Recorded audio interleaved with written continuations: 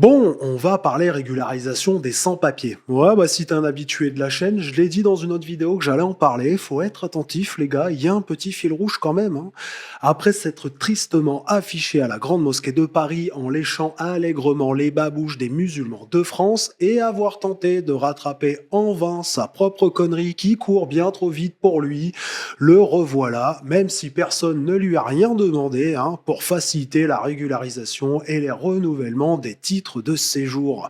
Laurent Nunez, notre très pas bon ministre de l'Intérieur, semble avoir un projet de reconversion comme fossoyeur. Alors, depuis quelques jours, on voit passer des infos comme quoi Cheikh Nunez trouverait les mesures actuelles qui viennent de son prédécesseur pour limiter les régularisations beaucoup trop efficaces. Donc là, les gars, ils se considèrent comme efficaces. Moi, j'imagine s'ils n'étaient pas efficaces, on vivrait sûrement dans des huttes et on serait déjà en train de faire 15 km sous le soleil avec des bidons vides pour aller chercher de l'eau potable. Bon, donc on a Laurent Collabo Nunez qui a communiqué au préfet durant une réunion son désir d'accélérer le remplacement. Pas dit comme ça, le gars, t'imagines bien, c'est un politique, il met un peu les formes, mais c'est pareil. Et puis tu te doutes bien que les préfets, ils étaient pas ultra chauds, bah ouais, parce qu'en fait, quand t'es préfet, t'es un petit peu plus proche de la population, donc tu remarques les changements démographiques, puis tout ce qui va avec, contrairement aux ministres. Et bon, je me dis, ils ont pas forcément envie d'administrer l'Afrique non plus. Je sais pas si t'es déjà allé en préfecture, rayon papier d'identité, mais on pourrait penser qu'il y a eu une fusion entre les services, tu sais, de la préfecture et de la CAF. Bon, et pour le moment, t'as que le JDD qui en a parlé. T'imagines bien que dans les journaux de gauche, c'est un peu silence radio. Bon, en même temps, à part écrire des trucs positifs et des remerciements à Nunez, je vois pas trop ce qu'il pourrait éditer. Tu sais, ça pourrait être vu comme du conflit d'intérêts. Je vois bien les blancs à la rédaction du Monde. Ah ouais, bah parce qu'en fait, il y a que des blancs hein, dans les rédacs de ces magazines. Des blancs qui se détestent. Après, attention, hein, la femme de ménage, c'est sans doute une maghrébine, et celui qui distribue le courrier, c'est sûrement un noir. Les quotas sont respectés, hein, je veux pas vous laisser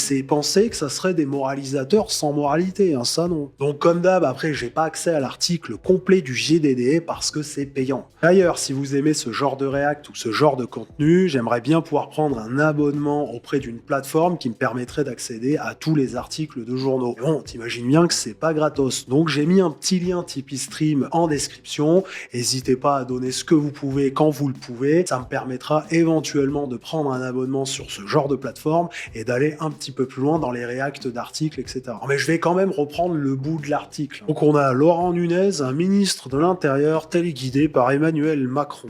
Assouplissement des régularisations, discours ambigu sur l'islam, le ministre de l'Intérieur désarçonne jusqu'au préfet. Et s'il répondait à une commande du chef d'État?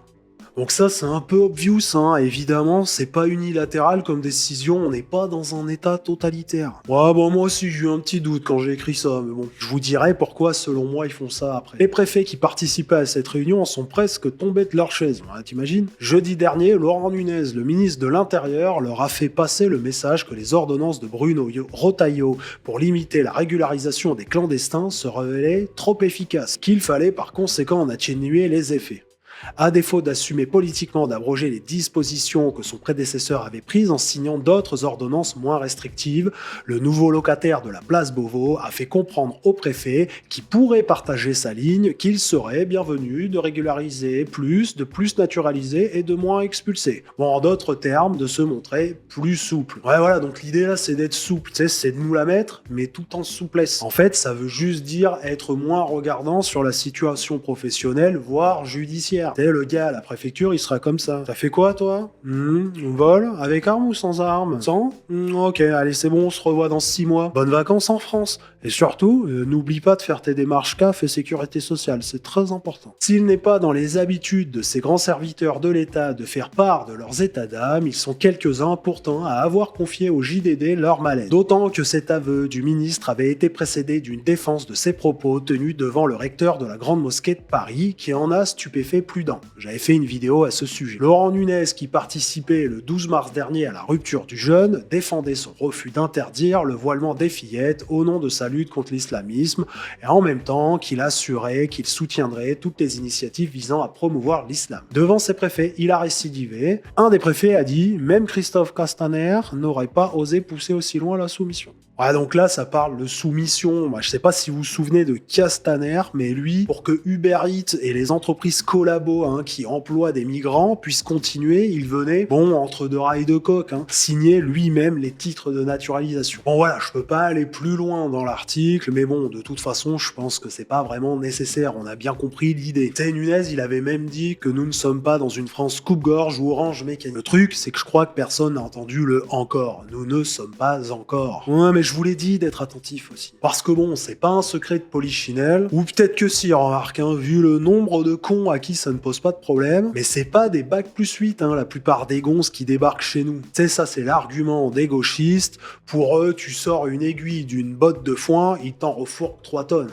Oui, bah du foin, pas des aiguilles, arrête. Et pour peu qu'il y ait 3 Érythréens qui savent compter sur leurs doigts, eux ils t'en font rentrer 20 000 qui savent même pas à quoi sert une fourchette. Et puis ça cause à peine le français, ça bosse mal, voire pas du tout, mais ça connaît toutes les combines pour pomper les aides grâce aux dispositifs et travailleurs sociaux payés par les impôts qui leur refilent tous les bons plans. Et je trouve que c'est quand même un peu particulier de financer des corps de métier qui œuvrent avec conviction à la destruction du modèle social qui, quoi qu'on en dise, quoi qu'on en pense, reste un des meilleurs au monde quand même. Mais rassurez-vous, il y en a plus pour longtemps. D'ailleurs, pour l'anecdote, ça me fait penser à un commentaire que j'ai reçu récemment qui disait « Il critique l'immigration, mais je parie que c'est un immigré qui a construit l'appartement où il habite. » Et cette personne n'a pas tort, je le sais, parce qu'en fait, j'ai retrouvé une bouteille vide à côté de mes toilettes neuves. Mais est-ce que j'ai vraiment besoin de préciser pourquoi est-ce qu'on retrouve des bouteilles vides à côté des toilettes en France depuis quelques années? Je ne pense pas, non. Et vous savez quoi? Eh ben, il y a plein de finitions dans l'appart qui sont faites absolument à l'arrache. Donc, tu sais, l'argument du sans immigration, il y aurait pas de mecs sur les chantiers, il y aurait pas de personnel soignant, etc.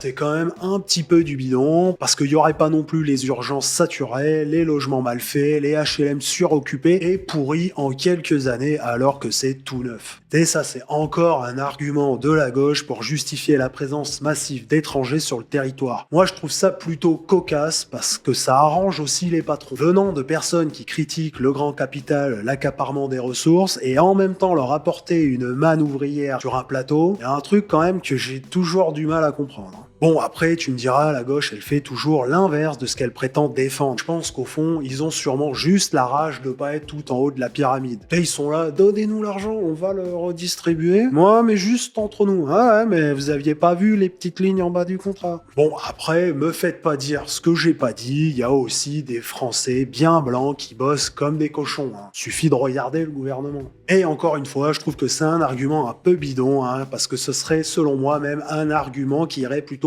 contre l'immigration. Tu sais, t'as déjà des branlos sur ton territoire, tu vas pas non plus en faire venir d'ailleurs. Mais voilà, mais quand tu marches déjà sur une jambe, tu commences pas à te ronger l'autre guibole sous prétexte que t'en as déjà perdu une. À moins d'être un malade mental, mais bon là... Bon, j'ai un peu digressé, mais t'as compris qu'ici, l'actualité, c'est parfois un prétexte pour parler du fond du problème. Mais n'empêche que ça reste la continuité de la politique des croque-morts tels que Nunez. Je crois que d'ailleurs, concernant Nunez, le plus effrayant, c'est de savoir qu'il a été à la tête de la DGSI, le gars. Bon, bref, le projet Invasion est en route. On pourrait faire un parallèle avec le taux de chômage. Tu sais, quand tu vires les gens au plus vite des statistiques en réduisant les droits, comme par magie, d'un seul coup, t'as moins de chômeurs. Là, c'est un peu pareil avec les clandos. Tu leur files des paplards et boum, dame les gens, il n'y a plus d'OQTF ni de clandestins. Alors bon, tu te feras toujours racketter, ta nana, elle se fera toujours suivre, ou pire, par des phénotypes bien connus. Il y aura toujours des règlements de compte sur fond de tribalisme, mais ça sera perpétré par des Français. Et voilà, où est-ce que tu veux les renvoyer? Ils sont français. Espèce de raciste. Cette fin de mandat est absolument interminable. Rien ne nous sera épargné. N'hésitez pas à me dire ce que vous en pensez en commentaire, likez, abonnez-vous, vous connaissez la chanson, et à très vite.